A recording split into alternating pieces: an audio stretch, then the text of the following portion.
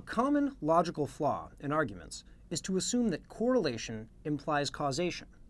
That is, to assume that one event caused another simply because the two happened at the same time or one after the other. Let's take a look at an example. This argument reads, "It is common for recent airplane passengers to report feeling jet-lagged up to several days after a transatlantic flight. These jet lag sufferers are also likelier than average to be diagnosed with influenza. Therefore, jet lag causes an increased susceptibility to influenza." So what's going on in this argument? Well, we know that jet lag and influenza are correlated. That is, they tend to happen together.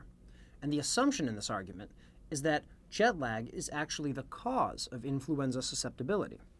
However, this is an invalid assumption.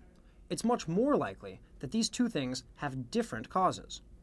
Jet lag is of course caused by changing time zones on a long flight, and increased susceptibility to the flu is caused by sitting near many strangers who might carry the virus. It's also possible that events have a separate third cause. Again, correlation cannot be assumed to imply causation. Here's an argument from an advertisement. "Not only is ice cream delicious, but it's also good for your mental health. Studies show that the more money people spend on ice cream, the happier people tend to feel. So, if you want to be considerate to both your taste buds and your mind, buy Hatton ice cream." Now, maybe we oughtn't to expect logically valid arguments from advertising, but let's go ahead and dissect this one anyway. The two events that appear to occur together are that people spend more money on ice cream and feel happier.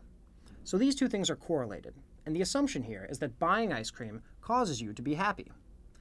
Now, this is probably not the case, and it's an invalid assumption. It's much more likely that because people tend to buy ice cream in the summer, and warmer weather can lead to both increased ice cream consumption and increased happiness, that this third thing, it being the summer, is the cause of both of the events in this passage.